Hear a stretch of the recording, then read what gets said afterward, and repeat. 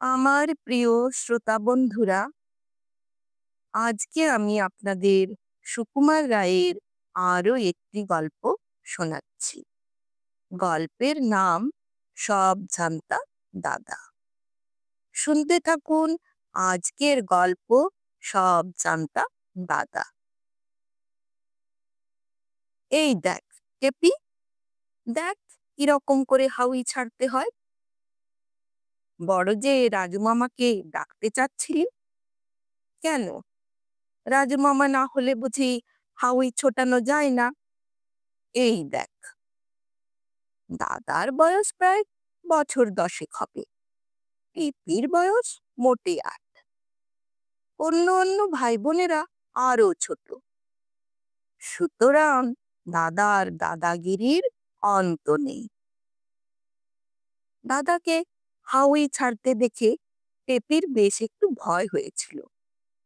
পাছে দাদা হাউয়ের তেজে উড়ে যায়, কি পুড়ে যায়, কিংবা সাংঘাতিক একটা কিছু ঘটে যায়। কিন্তু দাদার ভরসা দেখে তারও একটু ভরসা হলো। দাদা হাউইটিকে হাতে নিয়ে একটুখানি বাঁকিয়ে ধরে দিগ্গের মতো বলতে লাগলো, এই সলতের মতো দেখছিস, এইখানে আগুন ধরাতে হয়। সলতেটা জ্বলতে জ্বলতে যেই হাউই হস করে ওঠে, অমনি ঠিক সময়টি বুঝে এই এমনি করে হাউইটিকে ছেড়ে দিতে হয়। এইখানেই হচ্ছে আসল বাহাদুরি।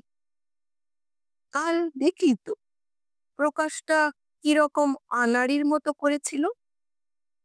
হাওয়ায় জ্বলতে না জ্বলতে ফস করে ছেড়ে দিচ্ছিল। সেই জন্যই হাউইগুলো আকাশের দিকে না উঠে নিচু হতে এদিক ওদিক বেঁকে যাচ্ছিল। ফ্যাস, ফোঁস, ছর, এত শীঘ্রই হাওয়ে আগুন ধরে যায় সেটা দাদার খেয়ালই ছিল না। দাদা তখনও ঘাড় বাঁকিয়ে হাসি হাসি মুখ করে নিজের বাহাদুরির কথা ভাবছেন।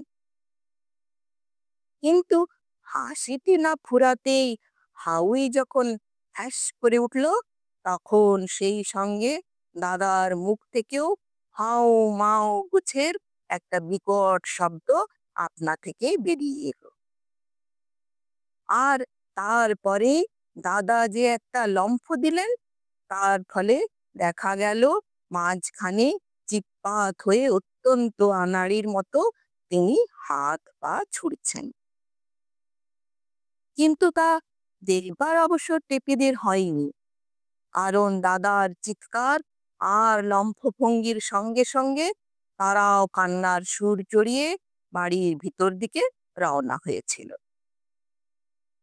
কান্না টান্না থামলে পর রাজু মামা যখন দাদার কান ধরে তাকে ভিতরে নিয়ে এলেন, তখন দেখা গেল যে দাদার হাতের কাছে ফোস্কা পড়ে গেছে, আর গায়ের 2-3 জায়গায় পোড়ার দাগ লেগেছে। কিন্তু তার জন্য দাদার দুঃখ নেই। তার আসল দুঃখ এই যে টেপির কাছে তার বিদ্যেটা এমন ভাবে ফাঁস হয়ে গেল। রাজু মামা চলে যেতেই সে হাতে মলম মাখতে মাখতে বলতে লাগলো, কোথাকার কোন দোকান থেকে হাউই কিনে এনেছে, ভালো করে মশলা মেশাতেও জানে না। বিষ্টু পাঠকের দোকান থেকে হাউই আনলেই হতো। বারবার বলেছি, রাজু মামা হাউই চেনে না, তবু তাকেই দেবে হাউই কিনতে।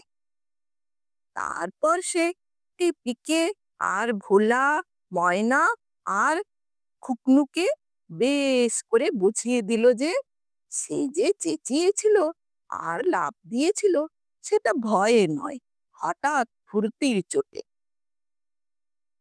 নমস্কার, ভালো থাকবেন।